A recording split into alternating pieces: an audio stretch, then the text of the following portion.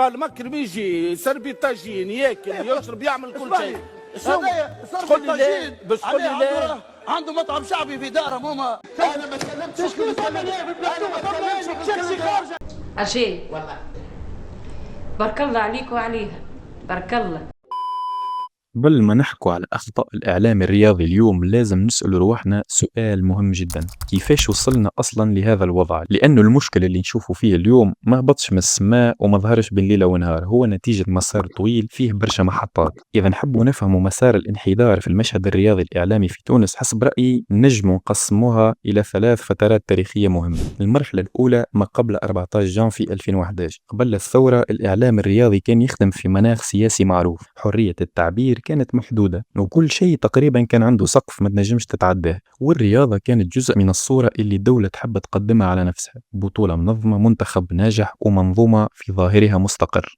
في الفترة هذه الكورة كانت بالنسبة لبرشا توانسة مساحة للتنفيس. الناس اللي ما كانتش تنجم تنقد السياسة بكل حرية تلقى في كرة القدم متنفس تفرغ فيه غضبها ونقاشاتها. ولكن حتى هالمساحة كان عندها حدود، نجم تنقد حكم، مدرب ولا جمعية، ولكن كي يوصل الأمر لأشخاص نافذين أو مرتبطين بالسلطة النقد يولي بالحساب. ورغم هذه القيود ما نجموش ننكروا انه المشهد الاعلامي الرياضي كان عنده الحد الادنى من الاحترافيه. عندك برامج مثلا كما الاحد الرياضي مع رزق الجنزوعي، ولا التجربه كما سويعة سبور وبالمكشوف على حنبه على معز بن غربيه، كان فيها تحضير وتنظيم وفقرات واضحه ومحاوله حقيقيه لصناعه محتوى رياضي يحترم المشاهد وان كان هامش الحريه محدود. المرحله الثانيه من 2011 الى 2021 بعد الثوره تبدل كل شيء، سقف الحريه ارتفع بشكل كبير وظهرت قنوات وإذاعات جديدة، ولا الإعلام يقدر يناقش مواضيع كان من المستحيل الاقتراب منها.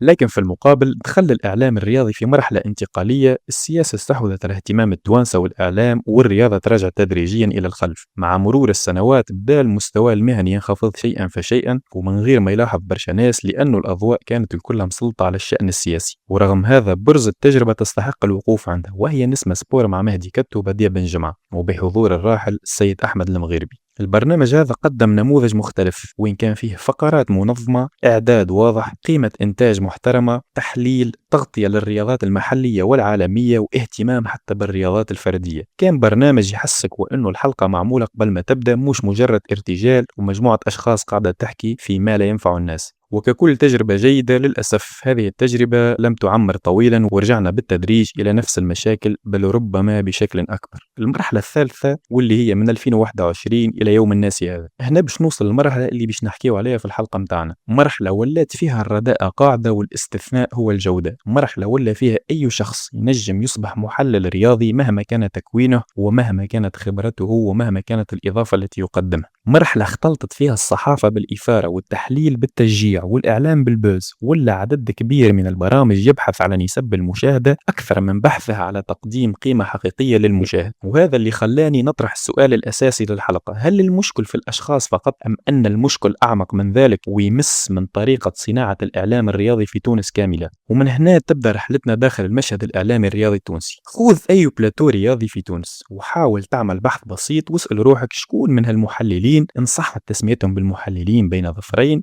اللي قاعدين يتكلموا عنده تكوين حقيقي في الصحافة الرياضية. شكون فيهم قرأ إعلام رياضي ولا تكون في التحليل الفني التكتيكي، ولا شكون عنده حتى مسار يخول له يحكم على اختيارات مدرب ما سواء كان في نادي أو في المنتخب. تحب نمشي لبعيد؟ خذ شكون منهم كمل دراسته الجامعية ولا عنده البكالوريا. الإجابة الصادمة وإنه الأغلبية الساحقة لا يملكون المستوى ولا منه دراستهم العليا ولا الجامعي. أكثرهم لاعب سابق اعتزل وبقى بطال فالتحق عن طريق الصدفة أو التدخلات والعلاقات بالإعلام، تلفزة كانت أو راديو. منشط ما عنده حتى علاقة بلعبة كرة القدم أو بالرياضة، لدرجة أنه فما شكون يبيع في الطناجر ولا حوايج صبح يحلل في كرة القدم ويحكي على الرسوم التكتيكية وشنو المدرب لازم يعمل وشنو ما لازمش يعمل.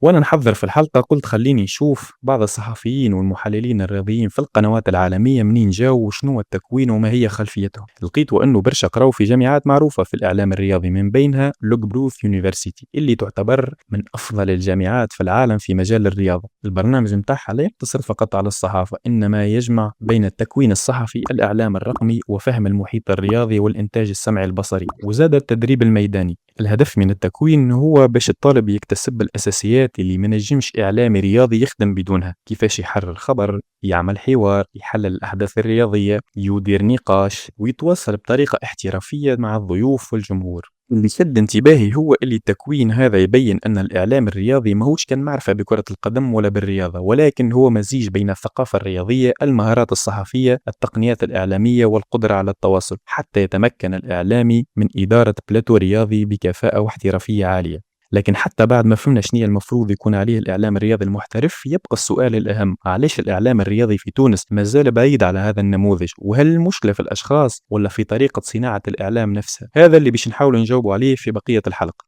وسط هذا الكل برا نرجع للبلاتوات الرياضة في تونس. هل إنه الإعلاميين والمحللين اللي أسسوا هالبلاتوات عندهم الدراية التامة بالرياضة والصناعة الرياضية؟ مش بشرطية تكون لبست سبادري وشورت وماركيت أهداف يعني تنجم تكون محلل رياضي يعطي في قيمة مضافة للمشاهد ويحاول يرتقي به ويزيد من ثقافته الرياضية والكروية. لازمك تكون ملم بكل الجوانب المتداخلة في الرياضة، من تاريخ لاعبين وفرق وجوانب اقتصادية وقانونية اللي قاعدة تتبدل كل يوم.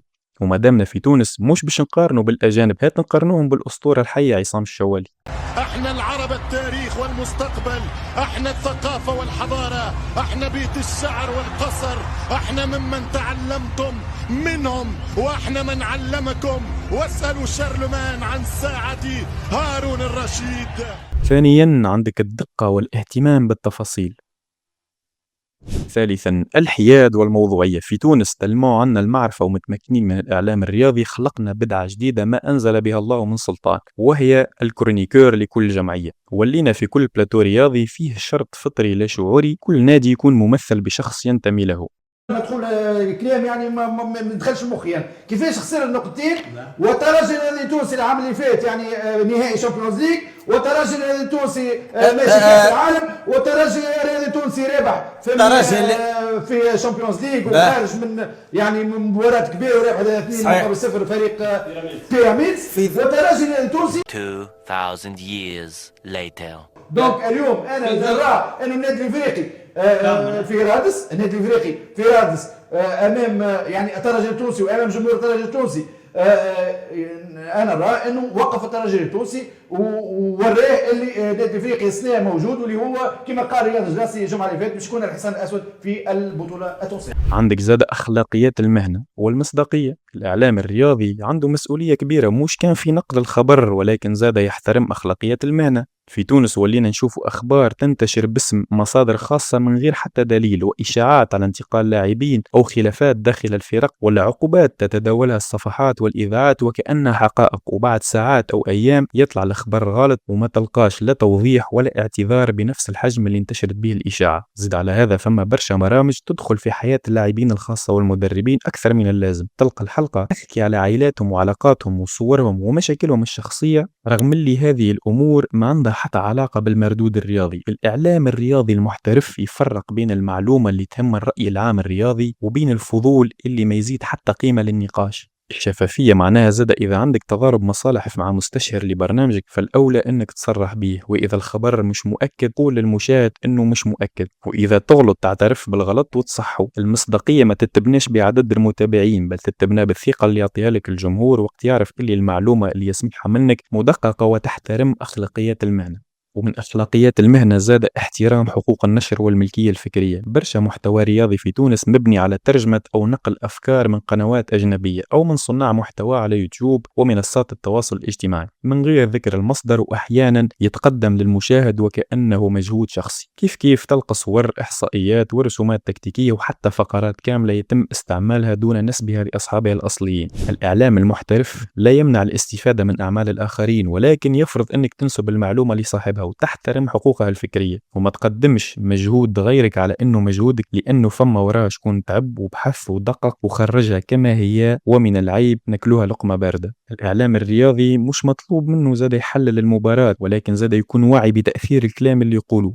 فهناك مسؤولية في الخطاب الإعلامي. للأسف برشا بلاتوات رياضية في تونس ولات تعتمد على الإثارة أكثر من النقاش، ولا الخطاب في برشا مناسبات فيه تجريح واستفزاز وتحامل على جهات جغرافية أو أندية معينة أو حتى على أشخاص بعينهم. في عوض ما يكون الهدف توضيح الفكرة، يولي الهدف صناعة البوز وجلب المشاهدات. زيد على هذا أحيانا وصلنا نسمع في كلمات وتعابير خادشة للحياء أو تعتبر غير لائقة في مناطق معينة وتتقال في برامج يشوفها الصغير قبل الكبير.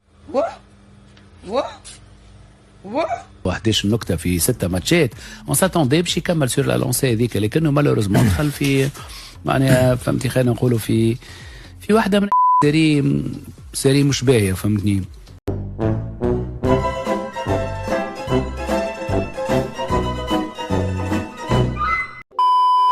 الإعلام الرياضي المفروض والعادي إنه يرسخ ثقافة الاحترام، مش يساهم في نشر خطاب الكراهية والتعصب أو التقليل من قيمة الآخرين والمس من ذواتهم وكرامتهم. وحتى النقد الحاد حق، ولكن فرق كبير بين نقد الأداء أو القرار وبين الإساءة للأشخاص والسخرية منهم أو من انتماءاتهم. بهذا اليأس، بهذا الأحباط، علاش؟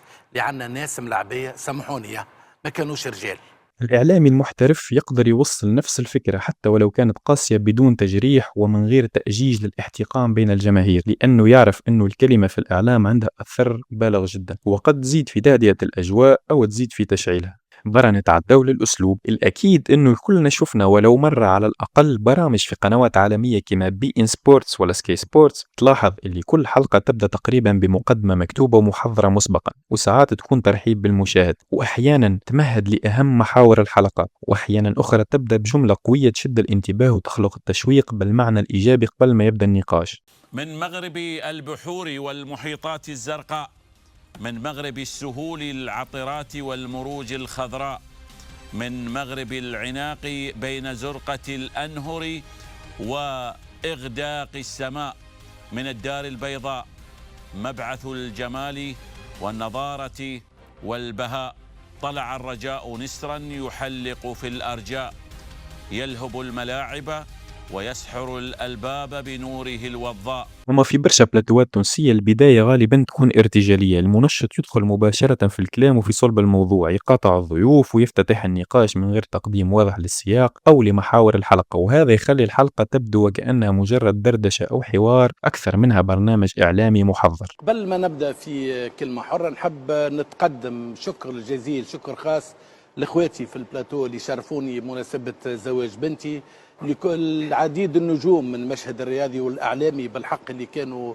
موجودين معايا. شكرا للجميع، شكرا للفنانين اللي أثوا السهرية، الفنان منصف عبلة، الفنان فوزي بن جرة، الفنان مصطفى دلاجي، الفنان هشام نجاتي وحب السطر بالأحمر على اسم مصطفى دلاجي. 2000 years later. مصطفى الدلاجي. ما دام حكيت على بنتي خلينا نشوفوا مقتطفات من السهرة، وراي ما حبيتش أن نعدي بإلحاح من صديقي أنيس الباجي، هذاك علاش باش نعدي مقتطفات من حفل زواج بنتي نور. نتفرجوا مع بعضنا. ولو نبقاو نتكلموا في الإمكانيات المطلوبة لتكون إعلامي رياضي عندها الحد الأدنى من المصداقية والقدرة على إنجاح الحلقة وإضافة حاجة للمشاهدين، فلن ننتهي حتى الغدوة. وصلنا توا لنقطة مهمة جدا، شفنا كيفاش يكون الإعلام الرياضي المحترف وشنية هي المعايير اللي يخدم بها في العالم، وشفنا زاد وين الإعلام الرياضي في تونس بعيد على هذه المعايير. أما يبقى السؤال الأهم، لماذا تواصل هذا الواقع لسنوات؟ وهل المشكل في أشخاص بعينهم ولا في منظومة كاملة صنعت هذا النموذج من الإعلام؟ هذا بالضبط اللي باش ندخلوا له في الجزء الثاني، باش نحكيو عليه بالأسماء، البرامج، تضارب المصالح، الإشهار والبحث عن البوز، ونحاولوا نفهموا شكون يتحمل المسؤولية وكيفاش ينجم الإعلام الرياضي التونسي يخرج من هذه الأزمة. عندك مثلا سي صالح الثابتي، ضيف قار عند الصحبي بكار، يخرج به من التلفزة ويدخل معاه للراديو. هنا مثلا بقى مدة يلوج على اسم لامين يامال، وبعد ما نجمش ينطقوا بالصحيح قالك برا نتعدى للفكرة جملة وتفصيلا، وبعد كمل في حديثه وقال مجموعة من الكلمات داخلة بعضها كونوا جملة غريبة ما عندها حتى معنى وحتى إضافة للمتلقي. لامين معناتها فما ملاعبيه قاعدين طالعين ساعدين وعندهم المهبه ما يكفي. اما وفي نفس البلاتو نلقاو مثلا سي عبد المجيد القبنطيني، البروفايل المناسب والمتوافق مع اللي كنا نحكيو عليه وموضوع الحلقة، وتنجم تحطوا الشخصية الرئيسية لو كانت هذه الحلقة مسلسل أو فيلم. هذا ليس تجني أو مس من شخص سي عبد المجيد القبنطيني، بل هو نقد لأدائه كإعلامي رياضي في تونس. هو لاعب كرة قدم سابق نوعا ما نجح في التسعينات مع الترجي الرياضي، وبعد بقى بدون عمل واضح مع بعض الفترات في شبان الترجي الرياضي التونسي. يفتقد لأبسط مقومات المحلل الفني والإعلامي الرياضي، وقت يجيه الدور في الحوار يحاول يعبي الفراغ بأي كلمات ويوصل بالكلمة للشخص الموالي ويشكر الصحبي بكار بعد التدخل، وهكذا دواليك كل حلقة في كل نهار اثنين على مدى العام كامل. زيدان ضغط عليه، عمل له ضغط كبير برشا باش اي زيدان عمل له ضغط كبير برشا، حب ياخذ البقعه. مقابله الاعلام يبدا يتكلم على زيدان يعني ظهر، وكي يربع يسكتوا وخلى تركه ثقيله لزيدان. أو عندك سي علي الكعبي رئيس خلية أحباء الملحمة الوهمية للمنتخب التونسي عام 78، كان قام بس الحيط وقت اللي قال فيليب كينزومبي يفكرني ببوكايو ساكا نجم الأرسنال. نقولوا البارح كان تم الإعلان على زوج صفقات، علي يوسف الليبي كذلك كينزومبي. تفرجت شويه قبيليك في الملاعبي هذا. زميلتنا أميمة يعطيها الصحة عطاتك الفيديو. عطاتني أميمة. شو أبرز ما شاهدته خاصة في اللعب؟ والله بصراحة أنا شفته قبل ضد الترجي، لكن اليوم كي أميمة عطاتني خذيت فكرة هايلة. ستانجوار كي أنا أول حاجة ستانجوار دوي عنده ساقي صار فكرني في ساكا متاع أرسنال، لكن هذا بلو أجيد بلو رابيد في اللعب متاعه. ستانجوار تبارك الله. هو مثلا بعد خروج المنتخب التونسي من دور المجموعات في المونديال الأخير، وفي حلقة مع الصحبي بكار جت الكلمة سي علي الكعبي للتعليق على ترشح المنتخب المغربي الشقيق، بل ما يقول وما يعلق فنيا. قال وأنه المغرب ترشحت بفضل التطبيع، يعني لا يزي فنيا صفر إضافة. السيد ناوي يعمل أزمة دبلوماسية بين البلدين الشقيقين. وزيد على هذا فما مشكل آخر نادرا ما نحكيو عليه، وهو الخلط بين الأدوار داخل البرنامج الرياضي. في أي مؤسسة إعلامية محترفة تلقى المعد والمنشط والمنتج والمراسل كل واحد عنده دور واضح، لأنه كل وظيفة تتطلب مهارات مختلفة. ولكن في بعض التجارب التونسية تلقى نفس الشخص هو المعد وهو المنشط وهو المنتج وهو زاد المراسل الخاص بالبرنامج في التظاهرات الكبرى. خذ مثال برنامج سونغو مع إسلام المدب، البرنامج يبث في الإذاعة وعلى اليوتيوب وعلى الفيسبوك في نفس الوقت، وصاحبه حاضر تقريبا في كل الأدوار. وهنا السؤال مش هل هذا ممكن، بالطبع ممكن. السؤال هو هل الجودة بقات هي الأولوية، ولا ولات الأولوية إنتاج أكبر كمية ممكنة من المحتوى لتحقيق أكبر عدد من المشاهدات. إذا تدقق في المحتوى تلقى برشا عناوين مصاغة بطريقة تستهدف إثارة الجدل أكثر من تقديم معلومة، خبر يخرج قبل التثبت أو عنوان مكتوب بطريقة تستفز جماهير الأندية باش يكثر التعليقات والتفاعل. صحيح الأرقام تطلع، ولكن شنو هي القيمة اللي خرج بها المشاهد؟ هل فهم اللعبة أكثر؟ هل اكتسب معلومة جديدة؟ أم خرج فقط بشحنة جديدة من الجدل والتعصب؟ وهنا نرجعوا لمشكلة أخرى، طريقة اختيار الضيوف المحللين في بعض البرامج. المعيار ما عادش في الكفاءة ولا القدرة على التحليل، بل القدرة على صناعة الجدل. لذلك تشوف وجوه تتكرر باستمرار رغم أنه إضافتها الفنية محدودة، لأنه حضورها يضمن المقاطع المنتشرة والتعليقات وكثرة المشاهدات. خذ مثال مروان تاج، مهما كان تقييمنا لمسيرة اللاعب فهذا مش موضوعنا. السؤال الحقيقي هو هل وجوده كمحلل قدم قيمة فنية للمشاهد، ولا كان حضور مبني أساسا على التصريحات المثيرة والجدل المستمر؟ لأن الإعلام الرياضي وفي النهاية المفروض يفسر اللعبة ويطور ثقافة الجمهور، مش يحول كل حلقة إلى ساحة استفزاز وصراع بين الجماهير.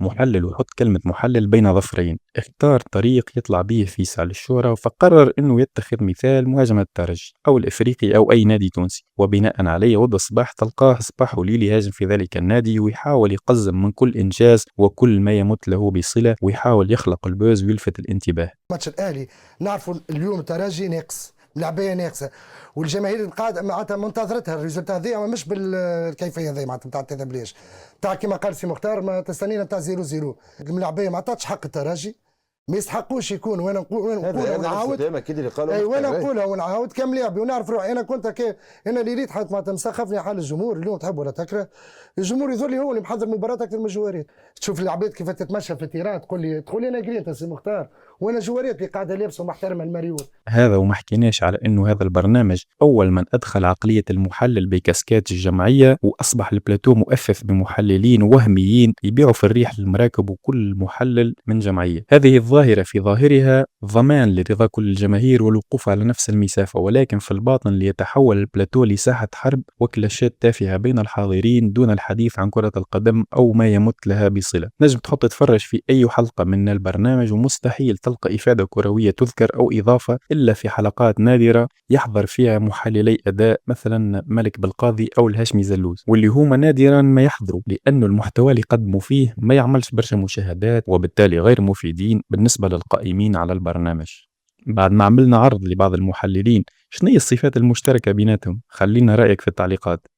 الإعلام الرياضي يفتقد جزء كبير من قيمته وقت اللي المشاهد يحس وأنه البرنامج ما عادش مستقل وأنه ولا يخدم أجندة معينة. في تونس برشا جماهير عندها انطباع وأنه بعض البرامج ولا المنابر الإعلامية تميل أكثر لجهة جغرافية معينة أو نادي معين أو حتى لأشخاص بعينهم، سواء كان هذا الانطباع صحيح أو مبالغ فيه، مجرد وجوده يضرب ثقة المشاهد في الإعلام. فما بالك إنه الشيء هذا موجود عندك مثلا قناة معينة على ملك شخص من مدينة ما ومحب لنادي معين، فغالبا تلقى المحتوى في برامجها الرياضية إما لتلميع ذلك الشخص أو تلك الجهة أو مهاجمة خصوم ذلك النادي. اليوم يحبوا يعملوا مشكله رئيس الجمهوريه، يلزم رئيس الجمهوريه يتدخل. شو معناها التابلو نتاع ملعب سوسه ملوحه عندها 20 يوم في المقابل سوسه الناس الكل تعرفوها شنو خزان انتخابي.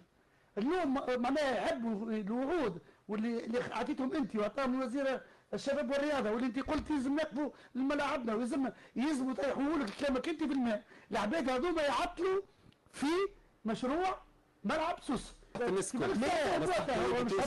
انت السيد الرئيس في تلاقيه بالسبوره نتاع مش معقول عنده وزير مش بالساهل باش يبطل عبد الحميد الحشفي في طنبك التحكيم نتاعو مازال 7 سنين. مكرم اللقام، ماجد رحومه انترناسيونال، بن حسانه، مراد بن حمزه، هذو اسماء كبيره راهو في ميدان التحكيم يخرجوا في اوج العطاء نتاعهم. بيتوتا انترناسيونال هذوما كل من الساحل، عنده مشكله مع الساحل قولوا لنا. هذوما كل سواحليه فهمتني، قول لنا كان عندك مشكله مع السواحليه.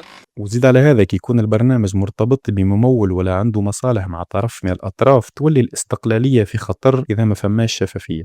من نصيب قناة تونسنا وهذا يزيد احترامنا وتقديرنا لمسؤولي الترجي جميعا وراء رأسهم السيد حمدي المدب اللي نقول له شكرا لهذا الرجل اللي قاعد يقدم برشا للترجي، قاعد يقدم برشا لكرة القدم التونسية رغم أنوف حساد النجاح. الإعلامي المحترف يفرق بين المحتوى التحريري والمصالح التجارية ويحرص على أنه الرأي والتحليل ما يتأثروش بالممول ولا بالعلاقات أو بالانتماءات. المشاهد اليوم ذكي ويلاحظ شكون يتم الدفاع عليه في كل مرة وشكون يتم الهجوم عليه وشنو المواضيع اللي يقع تجاهلها وشنو المواضيع اللي تتضخم. لذلك أكبر رأس مال لأي برنامج رياضي هو ثقة الجمهور، وإذا المشاهد فقد الثقة في استقلالية البرنامج فما فماش ديكور فاخر ولا ضيوف مشهورين ولا نسب مشاهدة نجم تعوضها. الإعلام الرياضي الحقيقي ما يكونش لسان حال جمعية معينة ولا جهة أو ممول، يكون لسان حال الحقيقة حتى كان الحقيقة ما تعجبش الطرف اللي يدعم البرنامج أو يموله. الإعلام الرياضي مش جمعية خيرية زاد، وكل برنامج عنده مصاريف، استوديوهات، كاميراوات، مخرج، مصورين، تقنيين إلى آخره، وبالتالي محتاجين شكون يخلص كل هذه المصاريف. الإجابة البسيطة الإشهار والرعاية والممولين، وهنا ما فما حتى مشكل قانوني أو أخلاقي من الوهلة الأولى، بالعكس التمويل ضروري لنجاح أي مؤسسة إعلامية ويمكنها من العيش، ولكن المشكل تبدأ وقت اللي الحلقة تولي معمولة للمستشهر أكثر منها للمشاهد. ساعات تحس روحك تتفرج في حصة إشهارية فيها شوية كورة مش برنامج رياضي فيه شوية إشهار.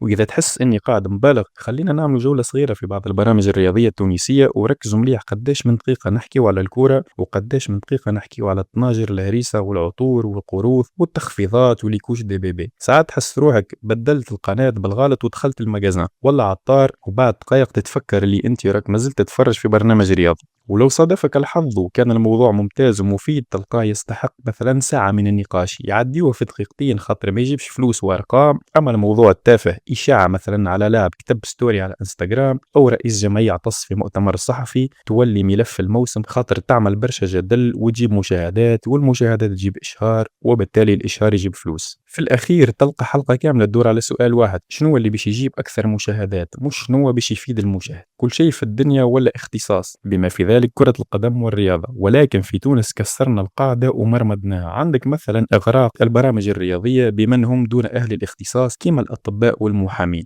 النقطة هذه بالحق ما لقيتلهاش تفسير. شنو العلاقة بين حضور مثلا الأستاذ كمال بخليل في أكثر من برنامج رياضي على مدى الأسبوع، وما هي الإضافة الحقيقية التي يقدمها للمشاهد في كل حلقة، حتى يمر مرتين في الأسبوع على مدار موسم كامل، ولا مرة يعطي تحليل فني أو قراءة تكتيكية؟ حضوره فقط لملء الفراغ بما أنه محسوب على جمعية معينة وكان مسؤول فيها في فترة ما، وبسبب فقر الساحة الرياضية فقررنا نجيب شخص محسوب على النادي الفلاني حفاظا على قاعدة وجود ممثل لكل نادي. أو حضور الدكتور صادق قحبيش كل يوم على إذاعة بث على اليوتيوب وعلى الراديو، ثم تلقاه زاد في حصة أسبوعية تلفزية، وقت اللي فنيا ما ثم حتى إضافة للمتلقي باستثناء استعماله لبعض الكلمات بالفرنسية أو اختيارها لبعض المفردات التي تبدو صعبة للمشاهد.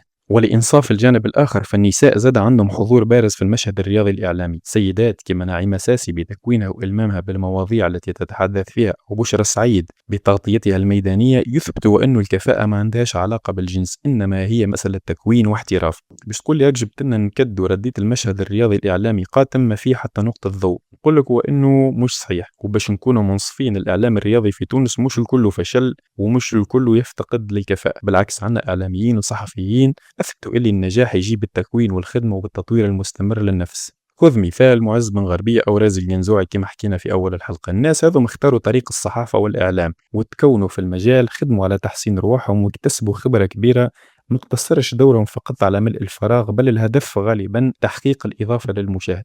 فتلقاهم ملمين بالجوانب المختلفة للرياضة، كيفاش يتعاملوا مع المعلومة وكيفاش يديروا حوار، كيف يحضروا الحلقة وكيف يقدموا محتوى يحترم عقل المشاهد. وهذا هو الفرق بين نعرف كرة القدم ونعرف نخدم في الإعلام الرياضي، لأن الإعلام الرياضي لا يقتصر فقط على أنك تحفظ التشكيلة الأساسية ولا تعرف شكون لعب الدربي عام 2005. هو مهنة فيها صحافة وتواصل وبحث وأخلاقيات، فضلا عن التحضير والثقافة العامة وإدارة النقاش، وأهم نقطة هي قدرة الإيصال المعلومة بطريقة واضحة. ثم جيل جديد من الصحفيين وصناع المحتوى قاعدين يثبتوا كل يوم اللي النجاح ما عادش مربوط بالصوت العالي ولا الإثارة أو الانتماء لجمعية معينة. النجاح اليوم يجي بالمعلومة الصحيحة والتحضير الجيد والاحترام، فضلا عن تقديم قيمة مضافة للمشاهد كما الشاب الخلوق الجميل أنيس الحطاب أو ضياء السايبي. وهذا يعطينا الأمل، لأنه الحل مش إن نهدوا كل شيء ونعودوا نبنيه من الصفر. الحل هو إنه نعمم النماذج الناجحة ونخلي الكفاءة هي المعيار الحقيقي للدخول إلى البلاتوهات، مش العلاقات أو الشهرة ولا مجرد إنك كنت لاعب سابق. في الأخير الهدف من هذه الحلقة ليس مهاجمة الأشخاص أو القنوات أو الإذاعات أو الجمعيات. الهدف زاد مش باش نقول الإعلام الرياضي ما فيه حتى حاجة باهية، بالعكس عنا كفاءات وعنا ناس تخدم بضمير وعنا صحفيين ومحللين يستحقوا كل التقدير. أما إذا نحبوا كرة القدم التونسية تتطور فما حتى سبب بيخلينا نخليو الإعلام الرياضي خارج المعادلة. كيما نطالبوا اللاعب يتكون والمدرب يطور روحه والحكم يتحسن والمسير يكون كفء، فمن حقنا زاد نطالبوا بإعلام رياضي محترف، إعلام يحترم عقل المشاهد قبل ما يحترم نسب المشاهدة، إعلام يبحث عن الحقيقة قبل البوز، إعلام يراجع أخطاءه ويحترم أخلاقيات المهنة ويعطي الفرصة للكفاءة ويصنع نقاش يرتقي بالرياضة في عوض ما يزيد يقسم الجماهير. الإعلام الرياضي ليس مجرد كاميرا وميكروفون، هو مسؤولية. كل كلمة تتقال في بلاتو تنجم تبدل رأي آلاف الناس، تشعل أزمة أو تطفيها، تنجم تدمر لاعب شاب أو تعطيه الثقة، تنجم تخلق التعصب أو تساهم في نشر ثقافة رياضية محترمة. لهذا السبب الإعلام الرياضي لازم يكون جزء من الحل مش جزء من المشكل. أخيرا، إذا خرجت من هذه الحلقة وأنت مختلف معي في نقطة ما فهذا حقك، ولكن نتمنى أنه اختلفت معي بالحجة وناقشت الأفكار، لأن هذا هو بالضبط الإعلام اللي نحلم به، إعلام يفتح باب النقاش مش باب التخوين. وإذا عندك رأي ولا نقطة تشوف أنه نسيتها أو حتى تشوف أني كنت قاسي في بعض المواضيع، اكتبها في التعليقات. خلي الحلقة هذه تكون بداية نقاش حقيقي على الإعلام الرياضي في تونس، على خاطر إصلاح الرياضة يبدأ بإصلاح طريقة الحديث عنها. والسلام عليكم ورحمة الله وبركاته. نحن مش بشوش، نحن نلعبوا على التيران بس العربي، واللي بش هذوك والمش يعملوا بهم القطاطس بش. استودعكم الله، السلام عليكم ورحمة الله وبركاته.